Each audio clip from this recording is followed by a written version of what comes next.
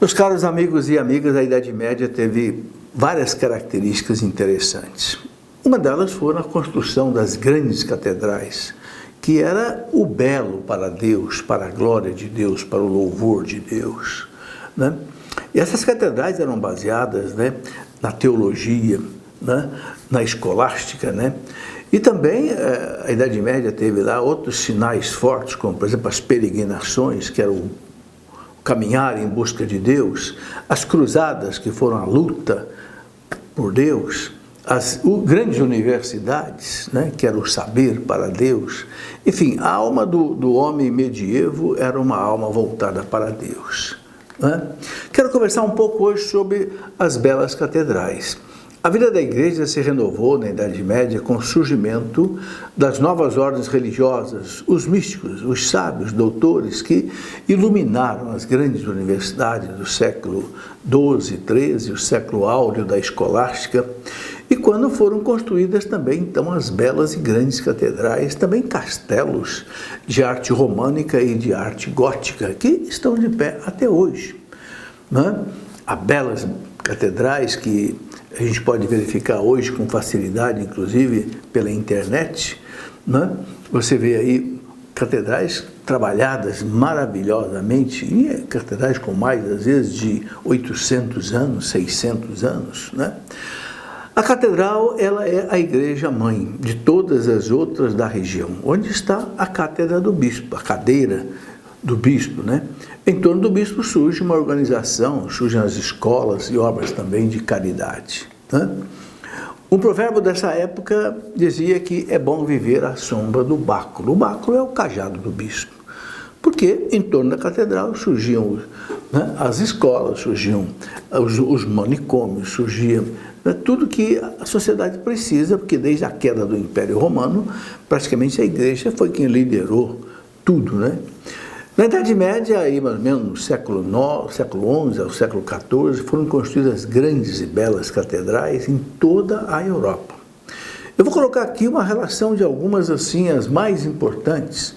A Catedral, por exemplo, de Pisa, né, com a sua bela torre, que é o seu campanário, né, majestosa, tudo, né, decorada com mármore branco, né, é uma catedral lá do século XIII, né, de pé até hoje, maravilhosa. A Catedral de Santa Maria de Colônia, né, gigantesca, maravilhosa. Por isso tudo a gente vê a grandeza da Idade Média e como é absurdo alguém dizer que a Idade Média foi uma época de trevas, de obscurantismo. Só mesmo as pessoas que não sabem admirar essas coisas, né? A Catedral de Colônia, por exemplo, na Alemanha, está localizada na cidade de Colônia, né? É uma igreja católica de estilo gótico e é o marco principal da cidade e seu símbolo, né? Praticamente ali, né?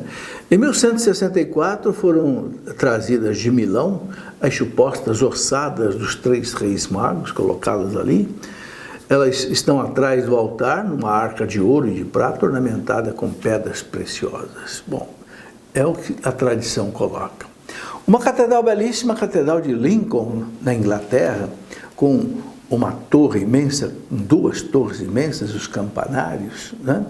São coisas que dá gosto da gente observar. Essa Catedral de Lincoln, lá do Reino Unido, oficialmente denominada The Cathedral Church of the Blessed Virgin Mary of Lincoln, ou apenas St. Mary's Cathedral, é uma histórica catedral anglicana localizada em Lincoln, na Inglaterra, e sede do bispo de Lincoln da igreja anglicana, que antigamente era católica, né?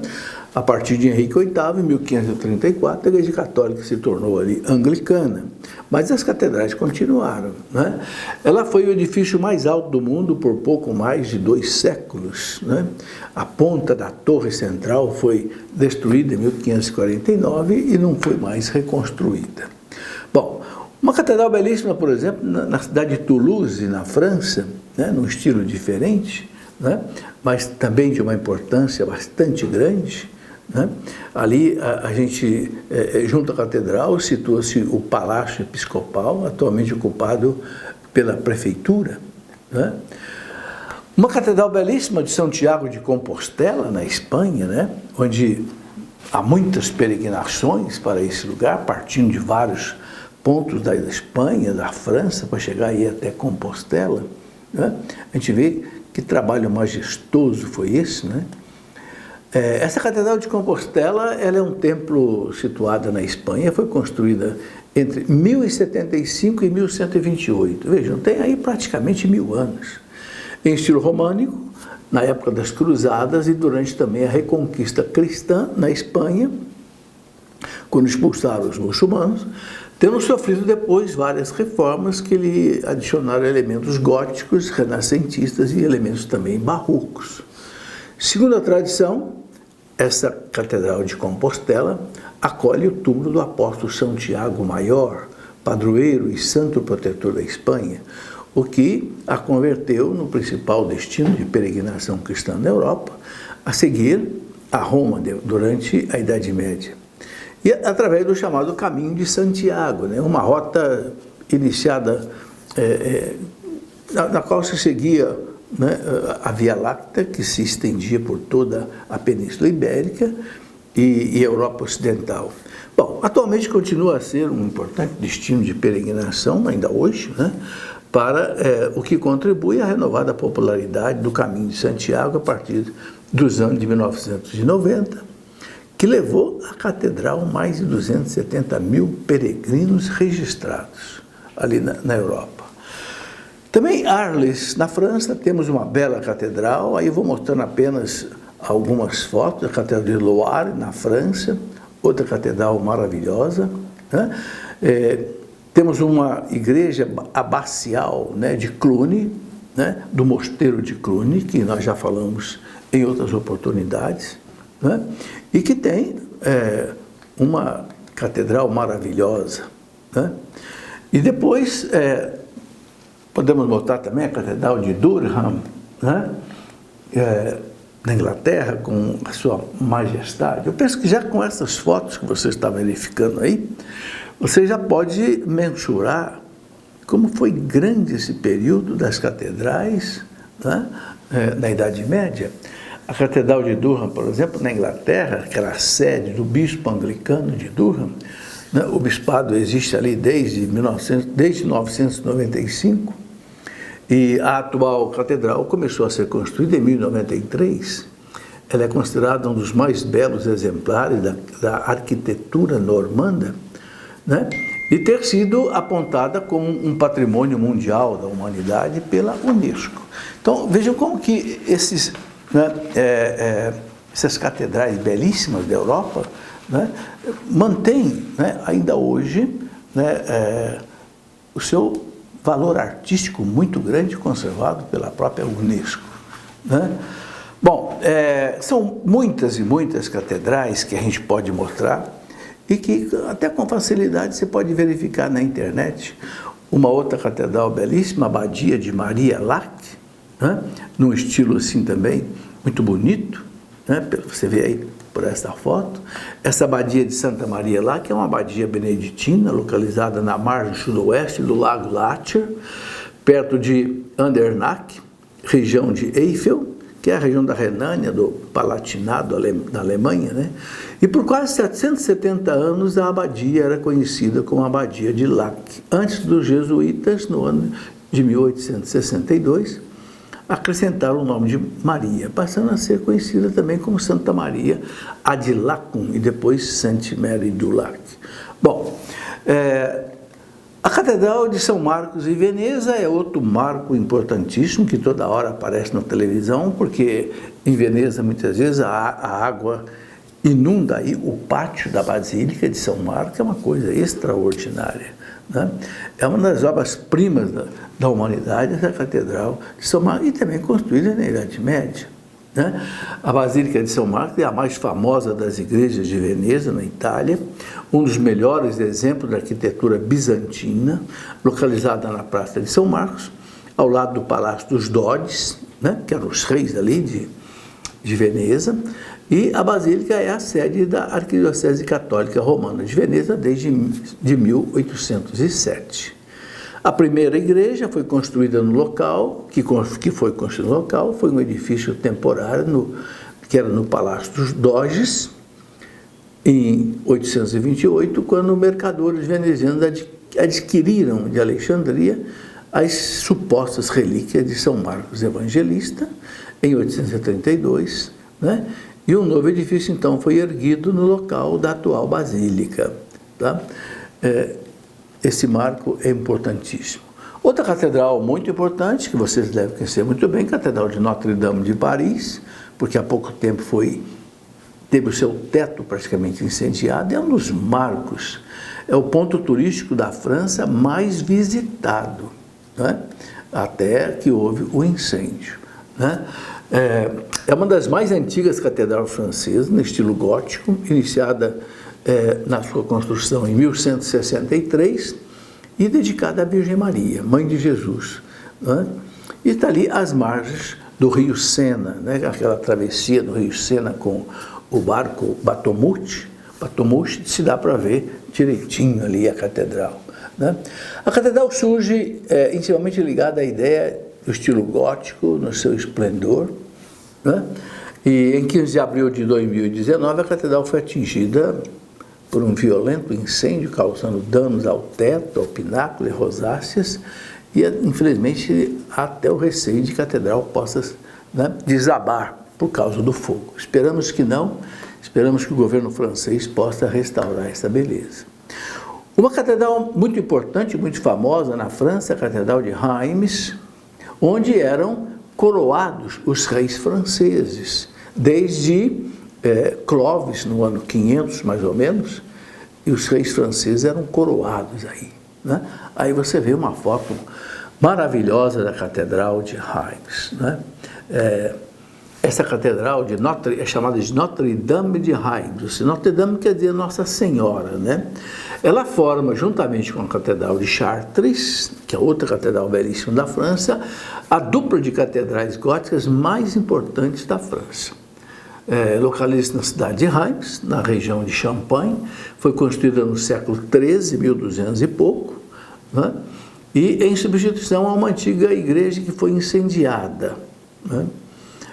Como eu disse, Reims sempre foi um lugar muito importante, inclusive centro comercial importante, e já naquela época ali se produzia um importante vinho espumante, que século mais tarde iria correr o mundo afora, batizado com o nome dessa região. Bom, é nessa catedral que eu disse que os reis franceses, os primeiros reis franceses, eram coroados pelo Papa, pelos bispos, né, na época ali, praticamente o grande rei Clovis, ele foi coroado ali, rei dos francos, né, por São Remígio, que era bispo ali na região. Bom, tudo isso, além da Catedral de Vézelay, Catedral de Moguntia, Catedral de Salisbury, Catedral de Antuérpia, na Bélgica, e muito mais, né, seria impossível a gente citar todas elas. Só na França, meus irmãos, havia mais de 500 grandes igrejas, né, aí nesse período de século XII, século XIII, século XIV. Né? As belíssimas catedrais, elas foram um marco da Idade Média, que até hoje são admiradas por um tempo, né, como um tempo de glória da arquitetura da Idade Média. Nessas catedrais, a sociedade humana dessa época revelou toda a sua criatividade, toda a sua profunda espiritualidade, a sua capacidade técnica e seus talentos. Assim também como os castelos medievais, as maravilhosas catedrais, elas continuam de pé até hoje, desafiando até os séculos. Né? Paul Johnson, um historiador da arte americano famoso, Paul Johnson, ele, né, que escreveu inclusive o livro de História da Igreja, Paul Johnson disse que as catedrais medievais da Europa são as obras de arte mais talentosas da humanidade em todo o teatro das artes. Veja, um doutor em artes, diz que as catedrais medievais da Europa são as obras de arte mais talentosas da humanidade em todo o teatro das artes. E isso tudo aconteceu na Idade Média, ok? Como pode alguém, então, chegar à conclusão que a Idade Média foi um tempo de obscurantismo? Né? Não tem a menor condição de que isso possa ter acontecido. Né? As catedrais góticas da Europa são especialmente impressionantes. A sua impressionante coerência geométrica não é por acaso. é fruto do pensamento católico. Os pensadores católicos, eles estavam persuadidos das ligações entre as matemáticas, a geometria, em particular, e Deus. O Ocidente cristão, ele identificava a matemática com o divino. Esse pensamento levou os construtores das catedrais a conceberem a arquitetura como aplicação da geometria, e a geometria como uma aplicação da teologia, e o projeto de uma catedral gótica como uma imitação do Divino Mestre. Os estudiosos eles acreditavam que a geometria era um veículo de ligar o ser humano e Deus, e que era um veículo para revelar à humanidade o segredo dos céus. Bom, da mesma forma, consideravam que a harmonia da música era baseada na mesma causa da formação da ordem cósmica e que o cosmos era uma obra de arquitetura e que Deus era esse arquiteto. Então, aí, era o sentido profundo que havia na Idade Média que dava origem a essas obras todas, né?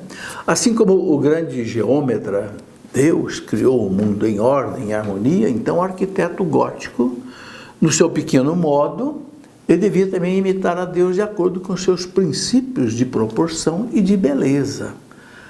É impressionante a proporcionalidade geométrica das catedrais. Alguns exemplos disso são a Catedral de Salisbury, na Inglaterra, e de Saint-Rémy, em Reims, na França, como eu já mostrei, né?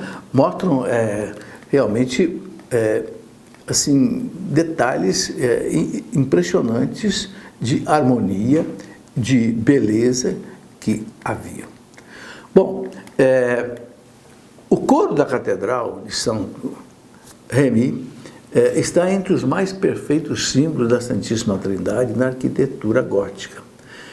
E para destacar o número 3 da Santíssima Trindade, eles usaram 3 janelas de luz, cada uma em cada um dos 3 ápices principais. Quer dizer, tudo tinha um significado importante.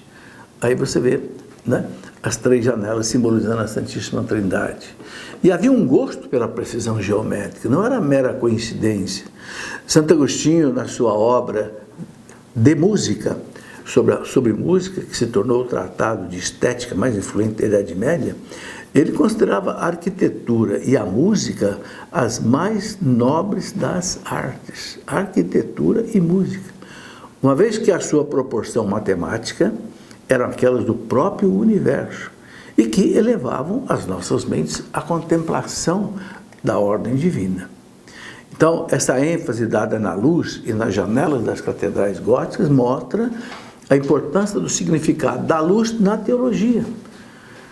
Santo Agostinho ele tinha concebido o conhecimento adquirido pelo homem como uma iluminação divina. Deus ilumina a mente com o conhecimento. Isso servia de inspiração para o arquiteto gótico medieval. A luz física, né, era uma maneira de evocar pensamentos da sua fonte divina. Eleva o pensamento do mundo para Cristo, à luz do mundo. Então, tudo isso repercutia de maneira muito forte nas catedrais, né? Então, com os olhos adoradores, né, se dirigiam para os céus. A graça de Deus, em forma de luz do sol, era imaginada a influir em bênção, encorajando a exaltação dos pecadores, né, convidados a se converter e a buscar a perfeição, contemplando exatamente o mundo espiritual onde Deus habita. Certo? Bom, aí você já pode ter uma noção, né, da grandeza das catedrais na Idade Média, né, e que foi uma aplicação assim de toda a teologia, de toda a escolástica, né, que colocou aí o estilo gótico como um meio, né, de embelezar essas catedrais. Interessante a gente notar que as abóbodas, né, das catedrais atingiam alturas cada vez maiores. Por exemplo, em Paris, 32 metros de altura, em Chartres, Catedral de Chartres, 37 metros, Amiens, 42 metros, em Beauvais, 48 metros. Olha, se você entrar na Basílica aqui de Aparecida, a cúpula lá em cima, a abóbada lá em cima, ela deve ter mais ou menos 30 metros de altura. Mas hoje nós temos guindastes, hoje nós temos eletricidade. Naquele tempo não tinha nada disso. E se faziam catedrais com abóbadas mais altas do que a nossa Basílica, por exemplo, de Aparecida, né? E outra coisa interessante é que a abóbada, ela melhorava a acústica das catedrais, porque não havia aparelhos de som como isso, né? Como eu disse, no período que vai de 1170 a 1270, foram construídas na França mais de 500 grandes igrejas góticas. É impressionante esse número, né? Vemos então aí a importância das catedrais, né? Em todo o estudo, né? Da própria história da igreja e todo o estudo da Idade Média.